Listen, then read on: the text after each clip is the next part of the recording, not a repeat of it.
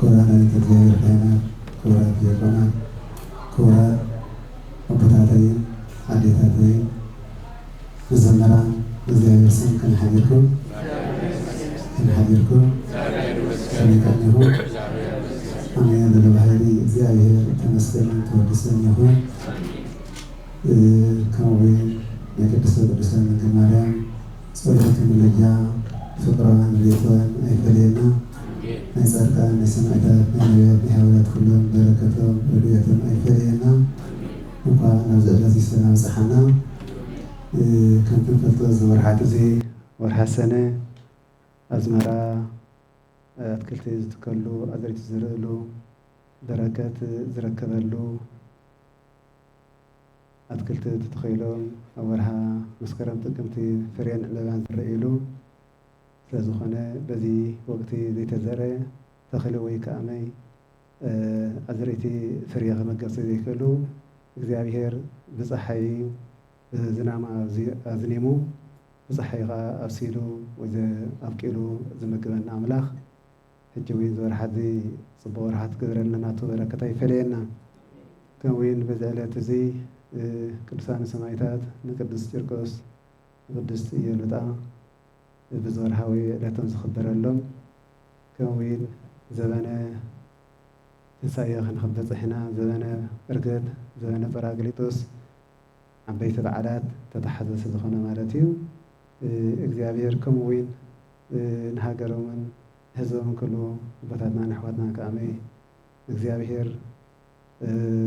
ዕረፍቲ ነፍሲ ክህቦም እግዚኣብሔር በረከትን ረድኤትን ይፈልየና ስለምንታይ እዩ በዚ እግዚኣብሔር እንታይ ይብለና ማለት እዩ ብዮሃንስ ወንጌል ምዕራፍ 15 ካብ ፍቕዲ 7 ጀሚሩ ወይ ከዓ መይ ፍቕዲ 9 ዘሎ እንታይ ይብል ነይሩ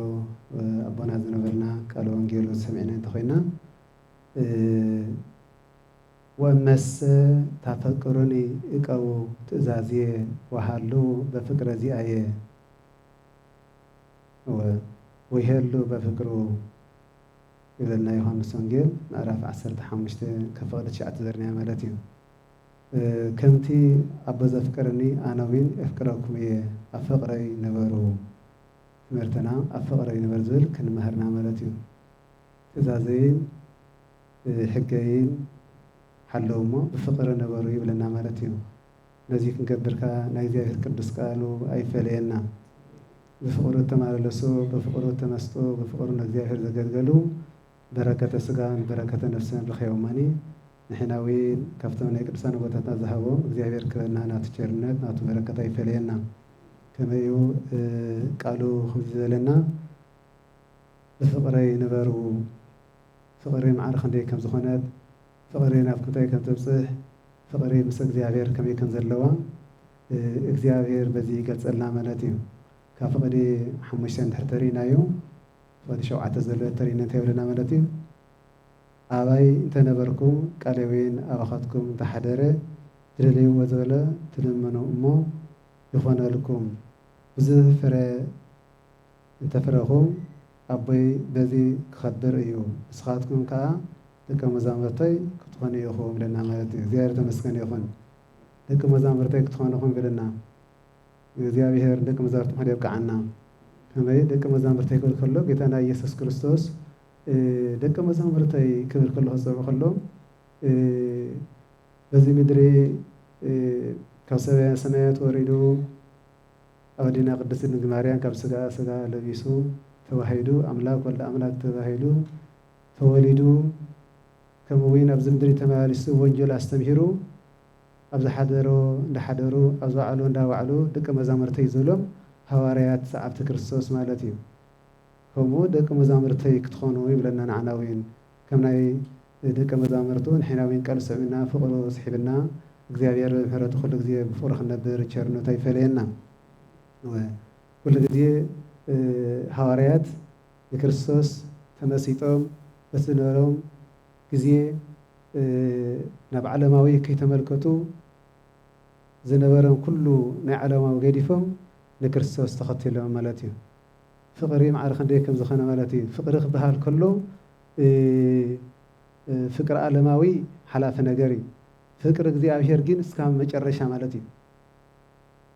ሰብ እኳ ተፈተወካ ንግዚ ሂበካ እምበር እስካብ ኩሉ ጨርሽ ክበካ ይከል ይኮነን ናይ እግዚአብሔር ፍቅር ግን እስካብ መጨረሻ እስካብ ሞት ድረስ ማለት እዩ ሞቱ ዘይኮነ እስካብ መንግስቲ ሰማያት ካመይ ዘት ማለት ፍቅር እዩ እግዚአብሔር እዚ ብፍቅር ስሒቦም ደቀ መዛሙርቱ ኩሉ ዝነበሮም ጸጋታት ወይ ከዓ ዝነበሮም ሃብቲ ናይ ዓለም ሕጂ መነሮም ገዲፎም መረበቦም ገዲፎም ዝነበሮም ካብ ንግዲ ወርቅታት ዝነበረ ገዲፎም ናብ ክርስቶስ ተሳሒቦም በፍቅሩ ቃሉ ክሰምዑ ቃሉ ሰሚዖም እስከ ፍጻሜ ይጸንዑ ከም እንበዓል ቅዱስ ቂርቆስ ከም ናይ ሐዋርያት ወይ ከዓ ናይ ሰማዕታት ኢና ንዝክሮም ሰማዕታት ፍቅር ተሳሒቦም ማለት እስከ ሞት ዝበጽሕ ማለት እዩ ክርስቶስ መጽኡ በዛ ዓለም ኩሉ አስተምሂሩ ፍጻሜው እስካብ ቀራንዮ መይቱ ተስኡ ድሕነት ሂቡ ከም ሰማዕታት ጻድቃን ነቢያት በዚ ዓለም እዚ ተገፊዖም ተደርብዮም ብዙሕ ነገር ኣብ ጉድጓድ ኣብ ጸልማት ተኣሲሮም እግዚአብሔር ግን ካብ ጸልማት ተውፅኡ እንታይ ገሮም ማለት እዩ ብፍቅሪ ስሒብዎም ማለት እዩ ከመይ ገሮም ይቤላ ህፃን ኢትፍርሂ ነበልባለ እሳት ይብለሮም መራን ዝምሮ ነይሩ እዚ ነበልባለ እሳት ሓዊ ኣብ ርእሶም እንዳኸስከሱ ሓያል ነገስታት ጣዖት ኣምልኹ ዝነበረ ማለት እዩ ኣብ ሽዑ ግዜ ቅዱስ ቂርቆስ ወዲ 3 ዓመት ህፃን እዩ ወዲ 3 ዓመት ህፃን እንሰግድ ለአምላከከ ንሰግድ ለአምላከነ ናብቲ ጣዖት ናይዚ ዕንጨት ዕለተ ሰለስተ ፈጥረ ናብ ጣዖት ኣይነምልኽና ሰማይን ምድርን ዝፈጠረ ኣምላኽ ኢሉ ቅዱስ ቂርቆስ ኣብ ቅድሚ ነገስታት ኣላውያንና ኣብ ህዝቢ መኳንንቲ ዘለዎ ዘፍርሕ ግርሞም ኣብ ማእኸሎም ኮይኑ ህፃን ናይ ክርስቶስ መስኪሩ ማለት እዩ ብመን ብፍቅሪ ክርስቶስ ተሳሒቡ ይቤላ ህፃለ እሙ ነዲ ኸማን ኣጀኹ ኣደይ ኣይትፍርሕ እንዳበለ ይፃናን ዓረብሉ ማለት እዩ ስለምንታይ ናይ ደቂ ሰባት ነገስታት ወይ ከዓ መይ ግርሞም ስለ ዘፍርሕ ክርስቶስ ዝኹሉ እዚ ቅዱስ ቂርቆስ ብክርስቶስ ተኣሚኑ እዚ ህፃን እዚ ኣብ ቅድሚ ክርስቶስ መስኪሩ ማለት እዩ ኣብ ቅድሚ ነገስታት ኩሎም ተዛሪቡ ክዛረብ ከሎ መንፈስ ቅዱስ ኣዛሪቦ ማለት እዩ እንታይ ዘሎ ማለት እዩ ይፈርሃ ትዛርዝጉስ ወፀና በመንፈስ ቅዱስ ናይቲ ንጉስ ትእዛዝ ኣይፈርሐን ናይ ምንዳ ናይ ክርስቶስ ብስጋና እንተመትና ብነፍስና ሕያውን ክነውና ኢሉ ቅዱስ ቂርቆስ ኣብ ቅድሚ ዞም ነገስታት ኣይሓፈረ ማለት እዩ እምበኣር ነዚ ዝበልናዮ ዘይሰግድ ወይ ከዓ ዝበለት ዘይፈጽም እንተኮይኑ ሓዊ ነበልባል አንዲልኩም ገን ዝበሃል መቸም ዓድና ፈታሐከይ ወይ ከዓ ዓብይ ድስቲ እኳ ንእሽተይ ዓብይ ገኒ ኣፍሊሖም ማይ ከም መብረቕ ወይ ከዓ ብልጭ ዝነርከሉ ምስ ፈርሒ ማይ ኩልሃና ንፈልጠና ኣይኮነን ከም ድምፂ ወከመ ነጎድጓድ ድምፂ ነጎድጓድ ኢሎ ማለት እዩ ከም ናይ ክረምቲ ድምፂ ሓይሊ ዘለዎ ድምፂ ዝስማዕ እቲ ማይ ፈሊሑ እምበኣር ናብዚ ክንእትዎ ከም ኢሎም እዚ ከወል ሓንቲ ቀሊል እዩ ንኸይድ ንእቶ ኢላ ማለት እዩ ኣድዩ ንዑም ሰረየት ድንግፅ ኢላ ኢትፍሪ ይቤላ ጥብእቸ ኢትፍሪ ኣይትደንግፂ ኣይትጠራጠሪ ክርስቶስ ከድሕናና እግዚአብሔር ማለት እዩ ሐዋርያ ቅዱስ ጳውሎስ በሮሜ ምዕራፍ 8 ቅዲ 35 ዘሎ መኑ ይሃድገነ ፍቅሮ ለክርስቶስ ረሃብኑ ተሰደኑ ጽምኑ ኩሉ ነገር ኣቕሚጦ ማለት እዩ ናይ ክርስቶስ ፍቅሪ ማንም ዝፈልየና የለይሉ ቅዱስ ቂርቆስ ንኸይድለዋ ማለት እዩ ያድንና ኣምላክን ለአናንያ ወአዛርያ ሚሳኤል ትንቢተ ዳንኤል ትሪና ምዕራፍ 5 ዘሎ ንአናንያን አዛርያን ካብ ነብራል ሓዊ ዘውፆም እግዚአብሔር ኣምላክ ከንዓና ክውፃና እዩ ኢሉ ቅዱስ ቂርቆስ ጸኒዑ ናብቲ ነበልባል ሓዊ ካብ ናብቲ ፈልሕማይ ከይዱ ኣትዩ ማለት እዩ ቅዱስ ቂርቆስ ይፈርም እግዚአብሔር ግን ቅዱስ ገብርኤል መጽኡ ነቲ ሓዊ ንብረ ነበረ ወይ ከዓ ከምቲ ንአናንያ አዛርያን ዝገበረሎም ካበይ ቅዱስ ቂርቆስ ቅዱስ ኢሉጣን ካውፆም ማለት እዩ ነቶም ነቲ ገኒ ማይ ፈሊሕ ነበረ ነበልባል ሓዊ ነበረ ንዑ ቀጽቂዙ ወአጥመቆም ንክንደ ሸሓት ሚልዮናት ህዝቢ አጥሚቆም ቅዱስ ቂርቆስ ማለት እዩ በኢየሱስ ክርስቶስ እመኑ በዛ አምላክ ጣዖት ኣይትእመኑ በዚ እመኑ ነዚ ማይ ዘቀዝቀዘ አምላክ ንዓና ከም ዘርሕናና ንዓና ከም ዘርሕኑ ንዓና ወይትና ንስኻትኩም በዚ እመኑ ማለት እዩ እቶም ኩሎም ኣብኡ ነብሮ ሰራዊት ናይቲ ንጉስ ነብሮ ኣይመኑ እቲ ንጉስ ደንጊፁ በዓል ማለት እዩ እንታይ እዚ እምነት እዚ ከመይ ኣምሰል ኢሎም እምበኣር እዚ ናይ ኢየሱስ ክርስቶስ ተኸተል ዘለዎ ሓያላት እሙን ሕጂ እንታይ ነገርሎም ወሰንካ በዚ ህፃን እዚ እምበኣር عبيت مسامرهم صمان وحدي حال خند زخون هو شنكرو خم تكرس توقعون عقوي لماتي زان زي يفره لسانه رتق زخنا كنديك يزارب يزقل عزيل تقرني مالتي እግዚአብሔር ሽዑ ጭርቆስ ምንም ሞት አይተሰማዕን ማለት እዩ እንባር መሳምር ዓበይቲ ምጽዮም ልክ ከም ክርስቶስ ናይ ቅዱስ ጭርቆስ ኢየሱስ ክርስቶስ ሓሙሽተ መሳምር ሓቂ ተወጊኡ ብሎ ይኮነን ሳዶር አላዶር አሌራ ሮዳስ ሓሙሽተ መስቀል ማለት እዩ ቅዱስ ጭርቆስ ግን ሸውዓተ መሳምር ተወጊኡ ዓበይቲ መሳምር ማለት እዩ ኣብ ክልተ እዝኑ ኣብ ክልተ እግሩ ኣብ ኢዳውን ኣብ ልቡ ሸውዓተ መሳምር ከም ክርስቶስ ተወጊኡ ቅዱስ ጭርቆስ ግን ምን አይፈርሐን አምላክነ ያድህነን መቶነ እሳት ካብዚ ንበለ ካብዚ ስጋናዚ በስፋስ ሓላፍ እዩ ናይ ሰማያዊ ነፍሲ ዝቀትል አፍርሕዎ መርኢት ፍርህዎ ኢሉ ማለት ቅዱስ ጭርቆስ ክርስቶስ በፍቅር ተመሲጡ ንአምላኹ መስኪሩ ማለት እዩ እግዚአብሔር ተመስገነ ይኹን ሰማዕታት ማዕርኽ እንደ ጽንዓት ከም ዘለዎ ማለት እዩ ቅዱስ ጭርቆስ የልጣዲውን አጀ ሆይል አጻንዒዋ ይበላ ህፃን ይትፍርህ ምን ወላ እሳት አይትፍርህ የነዚህ በሳዚ ናይ ስጋ ዚ ዓለም ሓላፊ ናይ እግዚአብሔር ፍቅሪ ዘላለም ዝሓለፉ እና ዘወንጀ ተነገረ በፍቅረይ ንበሩ ይለና ማለት እዩ በፍቅር ክነብር ተኮይና ከዓ ንሕና እንታይ ማለት እዩ ቃል ዘና ዘሎ ማለት እዩ ትእዛዘይ ንሓሉ ይለና ማለት እዩ እወ እንታይ ዘሎ ማለት እዩ ከምቲ አቦይ ዘፍቅረኒ አነ እውን አፍቅረኩም እየ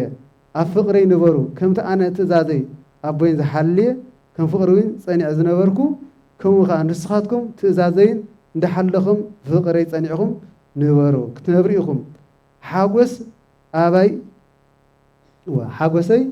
አባኻትኩም ከም ትነብር ሓጎስኩም ወይ ሙሉእ ከም ትኸውንሲ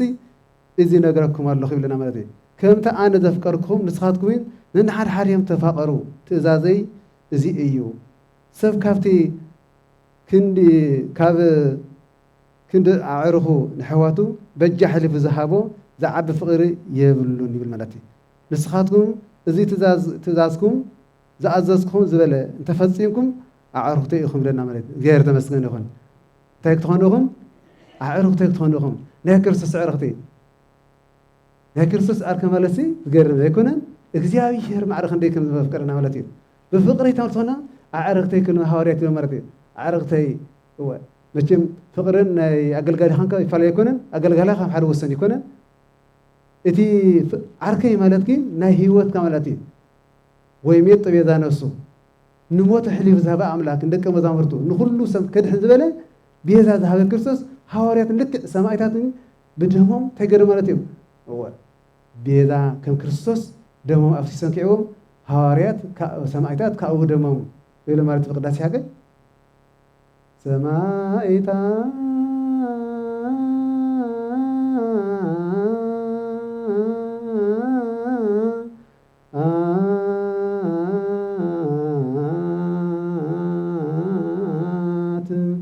ከአው ደሞ ሞበቲ አሁ ይል በቅዳሴ ማለት እዩ ሰማዕታት ማዕርኽ እንደ እዚ ክርስቶስ ከብሎ ጽንዓት እዮም እቲ ነበልባልን ክመጽእ ኩሉ ነገር ዘይፈርሕዎ ብእምነቶም ጸኒም እግዚአብሔር ካመይ ብሳጊር ካመይ ብበረከትን ብጽድቅን የጓናጽፎም እወ ናይ ክርስቲያን ፍቅሪ ከዓ ማዕርኽ እንደይ ከም ዘለና ክንሪኦ ይግባአና ማለት እዩ ኣብ ህይወትና ፍቅሪ ክርስቶስ ከመይ ኣለና እምነትና ጽንዓት ከመይ ኣለና ብሕጉን ንነብር ኣለና እወ እዚ ፍቅሪ እዚ ካመይ በዚ ዓለም ክንነብር ከለና ካመይ ንሕና ካመይ ብዕንቅፋት ነገር ሓረገጥማና ፀይና ክንነብር ይግባአና ማለት እዩ ወፃና ኣብ መንፈስ ቅዱስ ይፈርሃ ትእዛዘ ንጉስ ናይዚ ዓለም እዚ ሓላፊ ከይኮነስ ናይ ሰማያዊ ክብሪ ተመልኪቱ ቅዱስ ጭርቆስ እንታይ ገይሩ ማለት እዩ እግዚአብሔር ሓይሊ ጥበብ ይህቦ ማለት እዩ እወ እግዚአብሔር ይሃበን ልሳነ ጥበብ ኢሎም ስማዕ መዘመረ ዝምሩ ነሩ እግዚአብሔር ልሳነ ጥበብ ጥበብ ማለት እዩ ብመንፈስ ቅዱስ ተመልአ ብፀጋ መንፈስ ቅዱስ ተቃነየ ፍቅር ክርስቶስ ሳሒቦም ሰማዕታት እንታይ ገይሮም ክርስቶስን እወ በቲ ካብቲ ዝገበሮ ስኸማን ንሳቶም ኣውሊፅኩም ዘበሎ ክርስቶስ እወ ኩሎም ሰማዕታት ኮኑ ገሊኦም ብሰይፊ በዓል ቅዱስ ጊዮርጊስ ከም ሽጉርቲ ተኸርቲፎም ንበዓል ቅዱስ ጳውሎስ ብሰይፊ ንበዓል ቅዱስ ቶማስ ቆርበቶም ቀሪጦም እንታይ ሰከም ማለት እዩ ሕፃ ዝገርም ቆይ ቆርበቶም ቀሪጦም ሲ እንታይ ገይሮም ሕፃ ሰኪሞም ስለምንታይ ካብ ክርስቶስ ፍቅሪ መንን ዝፈረየና የለ ማለት እዩ ፍቅሪ ማዕርኽ እንደይ ከም ዝኾነ ማለት እዩ እግዚአብሔር ኣብ ፍቅሪ ማዕርኽ እንደይ ከም ዘሎ ማለት እዩ ፍቅሪ ንኩሉ ትደመሰን ሓጢአት ንሓጢአቱ ፍቅሪ ትደምሰ ማለት እዩ ማለት እዩ حواري قدس باولس نحاتيات فقر تدمسو فقر إنه كل سلام تقبل مرتي هو أعرض هبا أو كم كريستوس كعرض كتير مرتي سلامين فقرن كزحلكم إيه نبرو هجر يرساليم اسكت تلبس حيل معريم حيل تلبس كذو هبكم أزهو تيصنع لهم كريستوس مرتي لوكاس ونجيل معرف سنة 4 يوم هيلا مرتي اسكت تلبس حيل معريم حيل اسكت هاكو صنع تبع حيل كريستوس أبي صنع أبي يرساليم صرها أبي يرساليم أفتازوا لهم كامي كريستوس لك كتصنيعهم بعسرنيا معتي بعسرنيا معتي متى مالتي منفس كريستوس متى خامي زصنع حيل تحيو مالتي 7 كل تقوم كم سجلتهم كان فرحت تبعت كينو يدنقزكم لبهم أي دنقز أي شبر صنعوا إلى مالت كريستوس حراي لهم كم تصنعوا مصنع خامي 7 كل تقوم كم سهم كان كل طلبات حيلي كم مدرس كالسماي زخرلو صقامن اسكو سحوم فرحتنا وتاي تبعت كينا مالتي وحدات نور بزحات كينا مالتي እግዚአብሔር ንውሕዳት ጥበብ مسحوم كل زغز خوينا مالتي 4 ማዕዘን ዓለም ከስተምሩን ኃይል ተተዋ ማለት እዩ አሕዛብን ጣዖታት ነበረ እንዳፈረሱን ተገረም በክርስቶስ ወንጌል ዓለም ተገረመት ከምዚ ለስለስ ዓሪ ደስ ይልካ ዓይናቱ ይኸላ ከምኻ ወንጌል ለስለሰማ ማለት እዩ እግዚአብሔር ተመስገነ ይኹን በፍቅር مسح ማዕረክ እንደ ማለት እዩ ፍቅሪ ንኩሉ ኣሳር ዝኾነ ፍቅሪ ንእግዚአብሔር ንሰብን ልቡና ደቂ ሰባት ጸኒዕ ዝነበረ በፍቅር مسح ይኹን ማለት እዩ يستمر بعد ቅዱስ ጳውሎስ ኮኒ መምህር አይሁድ ይነርኮ በክርስቶስ ወርት ሳይብ ታይሆን ግን ወንጌል ከስተምር 14 መልእክቲ ከም ጽሒፉ አስተምሩ ሐዋርያ ቅዱስ ጳውሎስ ተመስክሩ ለማለት ቅዱስ ጭርቆስ ካመኝ ቅዱስ ጭርቆስ ካመኝ ተአምራቱን ገድላቱን በጣም ታምረኛ ጻድቅ ሰማዕቲ ማለት ሰማዕቲ እዚ ቅዱስ ጭርቆስ ገድሉ እነነበው ወለት ክንደ በረከ ዘሎ ንህይወትና ሆነ ንእንስሳ ሆነ ደቂ ሰባት ንመሬት ይኾነ ኣብ ቅዱስ ጭርቆስ ገድል ዘሎ ተጻሓፈ ተነበሉ ማንንም አይቀርዩን ማለት እዩ እግዚአብሔር ተመስገን ይኹን ዝሓመሰት ሃሊ ኮኒ ናይ ቅዱስ ጭርቆስ እንድሕር ተሓጢሙ ቀጥ ይሐው ማለት እዩ ከም ሚናስ ተባሃለው ሓደ ኣቦ ሚናስ ተባሃለ በዘለማ ዝዓረፈሉ ዕለት እዩ እንታይ ብለ ማለት እዩ እዚ ሰማዕቲ እዚ ናይ ክርስቶስ ኣገልጋል ነሩ ማለት እዩ ክፉኣት ኣይሁዳውያን ግን እንታይ ገይሮም ማለት እዩ ኣብ ጎቦ ረኺቦም ሰብ ከይረኽቦ ቀይሮም ኸይደ ማለት እዩ ኣብቲ ጎቦ ግን እንታይ ገይሩ ማለት እዩ ዝገርም ኮይ እግዚአብሔር ሓደ በጋይ ዝሕድ ነሩ ማኒ ዘን በጋይ ናው ኸይደን እቲ መቃብርታይ ኮይኑ ማይ ክፍልፍል ጸኒሕ ማለት እዩ ማይ ክፍልፍል ጸኒሕ ካብቲ በጋይ ሓንቲ ዝሓመተ ነራ ማለት እዩ ናው ቀሪቡ ምስ ቀመጣ ኣብቲ መቃብር ዘሎ ናይ ማይ ዝፍልፍል ናይ ቅዱስ ሚናስ እታ በጊዕ ኣብ ምስተንከባለት ሓውያ እንታይ ተኣምር ራእይ ዝራ ከመይ ገር እዚ ሕይል ተድንቑ እግዚአብሔር ጥበቡ ዝገልጽ ማለት እዩ ሰማዕቲ ቅዱስ ሚናስ ከም ዘርሓና ካብ መቃብሩ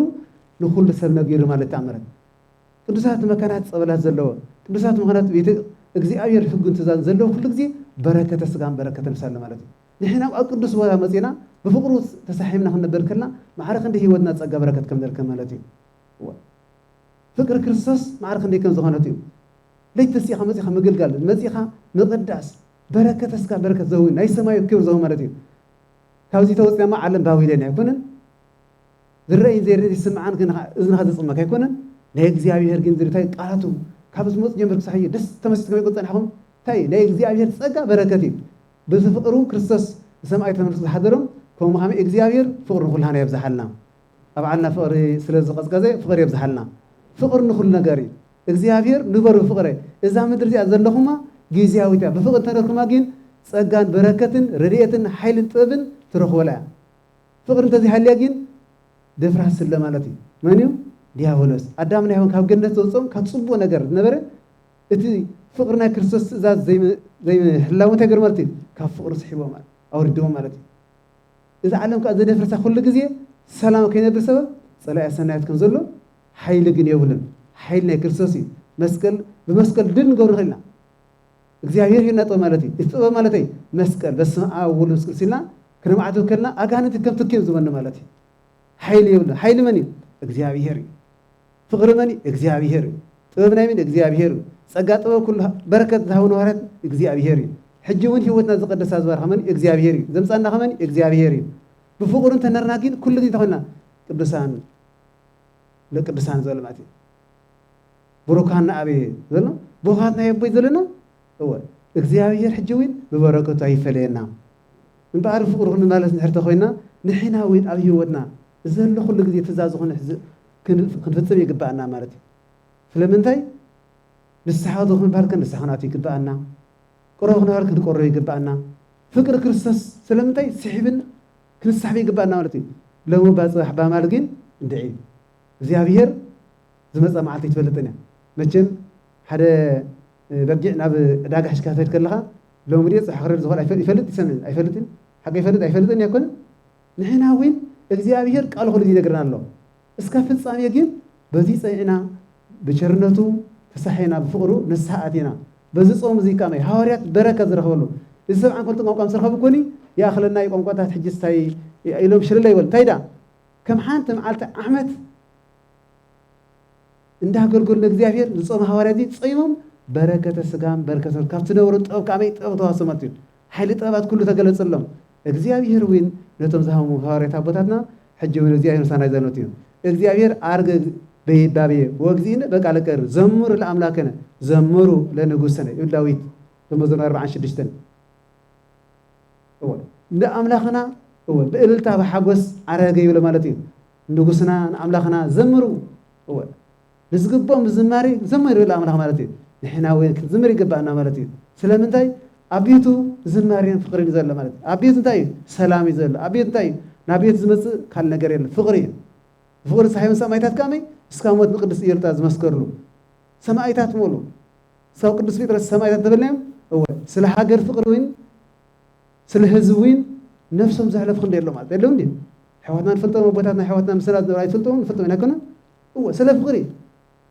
ንኩሉ ኣድላይ ፍቅሪ ዝኾነ ማለት እዩ ህይወቶም ዘሕለፉ እግዚአብሔር ካመይ በዓምደ ወርቅ ጽሒፈሎ ማለት እዩ ንኩላህና በዓምደ ወርቅ ጽሓፈና እግዚአብሔር ሕጂ ወይን ቃሉ ሰምዒና ክንፍጽም ይግባአና እምበኣር ፍቅሩ ክንሰሓብ ከለና ወይን ናይ ፍቅሪ ከመይ እዩ እንተበልና ሃዋርያው ቅዱስ ጳውሎስ ገሊጾሎ ማለት እዩ ሃዋርያ ቅዱስ ጳውሎስ ናብ ገላትያ ምዕራፍ 5 ፍቅዲ 22 ዘሎ ከምዚ ይብለና ማለት እዩ ሃዋርያ ቅዱስ ጳውሎስ ናብ ገላትያ ምዕራፍ 5 ካብ ፍቅዲ 22 ፍቅሪ መንፈስ ቅዱስ ግና ፍቅሪ ሓጎስ ሰላም ትዕግስቲ ልግሲ ህያውነት ምዃን ለዋህነት ርእስኻ መግታዕ እዩ ነዚ ዝኣምሰለ ዝፃረሮ ሕጊ የልዎን ማለት እዩ ካብዚ ዝዓቢ ፍቅሪ ናይ መንፈስ ቅዱስ የለ ማለት እዩ ፍቅርን ሰላምን ትዕግስትን የዋህነትን እዚ ኩሉ እዚ እግዚአብሔር ዝሃብ ስለዝኾነ ነዚኣ ንክንገብራ ግን ክንገብር ድልዋትን ከመይ ይግባአና ማለት እዩ ድልዋትን ከመይ ይግባአና ማለት እዩ ከመዊን ሃዋርያው ቅዱስ ጳውሎስ ናብ ኤፌሶን ጽሓፎ መልእክቲ ምዕራፍ 3 ሃዋርያ ቅዱስ ጳውሎስ ናብ ኤፌሶን ጽሓፎ ምዕራፍ 1 ካብ ፍቅዲ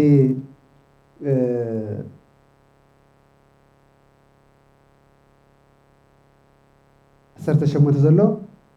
ዓይንቲ ልብኹም በርሂ ናይቲ ፀዋዓኩም ተስፋ እንታይ ከም ዝኾነ ምንት ክትፈልጡ ነቲ ንኣመንቲ ተስፈዎም ነቲ ክቡር ርስቲ ሃፍቲ ከም ዝኾነ ምእንቲ ክትደልዩ ኣለኹም ኣበና ኣብቶም ንኣምን ከምቲ ሕጊ ዘይመውት ዘይከኣል ዕብየት ሓይሉ እንታይ ከም ዝኾነ ምንቲ ክንፈልጦ ይጽልይ ኣለኹ ኢለና ሃዋርያ ቅዱስ ጳውሎስ ሕጂ እውን እግዚአብሔር ጾምን ጸሎትን ስግደትን بفقر تسحبنا خنبر لمتى يأخذ اللولا إذا علم زي حلافيت مخنا مالتيا إذا يهير إذا كله نقدسان كوم كله سلام انتاين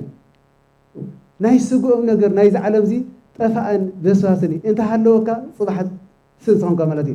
بس أنك ويت صباحت ركب هانكا جين نجزي مالتي ناي جزيا وعدتي في الصامية وين بفقرس بفقري تسحب زنبرو انتاي كوينه مالتي إخزيابير سأقام سوز حل انتاي كوينه رخوما دور حيالات طبب زيرو طببتو هايوم حجوين إخزيابير عالمنا طببن فقرون سلامن يبزحلنا يوحنس ملكتي معراف حاد فقدي شوعات ترينا آتم فقراتي اتخاب مجمرتا زنبركم ناي قدم تأزاز بار حدش تأزاز أيكونن زي صحفلكم زلخي لنا اتناي قدم تأزاز تدرو اتدرو سمعكمو قال ايو انت خونه صحفلكم زلخو تأزازي حدش ايو نايزي تأزازي حقي دما أباخاتكم كونه أب كريستوس تراي ايو كاب صلمات حليفو ايو كمي صلمات حليفو ايو برهان حقوين درو يبرح الله أب برهان الله خزبل نحاو خاد صلي جنا أب صلمات يزلو يتو نحاو ذا فكر أب برهان يزنبر أب أوين معن كافي يلوني ولا عملتي نتو نحاو تصلي جنا أب صلمات يزلمو أب صلمات ينبر صلمات كا نعين تعورو دماناي ناباي كم زخيد أي نفلت نبلا إخزياري فكر نفكرنا نخلو نفكر يدبرنا مالتي نخلو نفكره فكر عدام ذر خلو إخزياري بفكر زخانة مالتي سبق جنيا تخانة كا ما خيرك زخيرك نابا خد ولسه ناب السلام مالتي بفكر تصحيح خد ياخذ مالتي إخزياري زغير كوعلتا إسحاق تحلف قال لها بكرسوس هو قال له مالتي بدك سبات صلاة تهم كا بإخزياري تهم كا فركت رك مالتي بزح سبات تعارض تحتها اللي كويس اللي يكونن جيل إخزياري وسام الله مالتي أفقر من الله إخزياري الله مالتي حجوين نحنا إجلي صلي إجلي خمسينا تقايمنا خنقب أي فكرناني إسكاي أرد أقر ما أتك مسلم حتى اللي خاص كاو صحيح أرد كاو خيط حلفها كاو تحدرجين ما حيدرس أنت خونه اللي خيلنا مالتي أجانتي كم زين ولا كم زي خونه زي كونن أي ورهان درب بش سرد لها كاو إسكاي أقر ما أتك ساي إسكاي أرد صحيح إخزيارير بفقر حجوين يصوع عنا له مهرتون شرنتنا يفلينا من بقر يوحنا مرت معرف ثلاثة فقري عشرة حتى ناون يتخاب مجمرتا سمعهما من حر حريان نفقر اتبل ملقت إياه كم تخاب أكوي زنابرة نحو كم تخاب أكوي زنابرة نحو زقاتله كعين أيكون كن سلامن تأيو زقاتله جورو أكوي جورو حوها سناي سزنابرة مالتيو أبيل نحو كعين نحو قتلو سلامن تأي لحما سيطان أو أي واحد رمالتي سناي مبار عرقني أبيل كن يوهب مهانو تعيق السنيا بمهانو اكزيابير تينو أبيل نبعت كان مسوعيت كان تخبير كان لخيلو مالتي اكزيابير تمسكن يخون نقرأ مسوعيتي نصلي صلوات زماري اكزيابير يقبلنا سلامن تاي فقر ذا الله خون كل مالتي بزي فقر كله كان تودي كل مأسري فقري كم تكرس فقر ذهبنا نحن عم بفرح النبر نأجزيابير شرنت نأجزيابير بركات رجع في الوساطات لأجزيابير نحلنا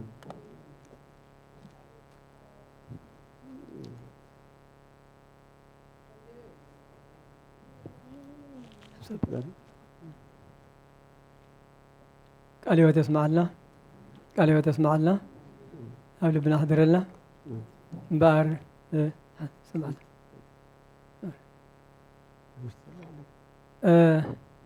كم تقدموا حلف سوم من كم تنقرنا ببع عمة النقبرو نزعبا سوات هاجرنا حواتنا نحتنا ببع عمة